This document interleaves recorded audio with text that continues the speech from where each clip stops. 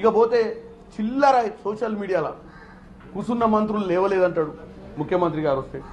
అరే ముఖ్యమంత్రి ఆయన నిజాం నవాబ్ కాదు, వచ్చి రాగానే కాళ్ళకు దండాలు పెట్టడానికి అందరు లేచి మంత్రులు ఎమ్మెల్యేలు.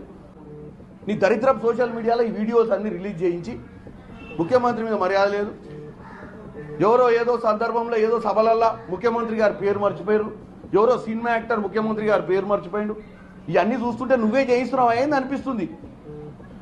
ఏదో విధంగా ముఖ్యమంత్రిని డిమోరలైజ్ చేయాలని, ముఖ్యమంత్రిని ఏదో విధంగా తెలంగాణ ప్రజల ముందు చిన్నతనం చేయాలన్న పిచ్చి ఆలోచనతో నువ్వు చేస్తున్నట్టు అనిపిస్తుంది. ఎవడా తెలుగు మహాసభలు పెట్టినోనికి బుద్ధి లేదా? యాంకర్ అనేటోడికి చదువు రాదా? యాంకరింగ్ చేసే వాళ్ళకు తెలుగు రాష్ట్రాలలో ముఖ్యమంత్రి తెలియనోడు యాంకర్ కూడా అవుతాడా?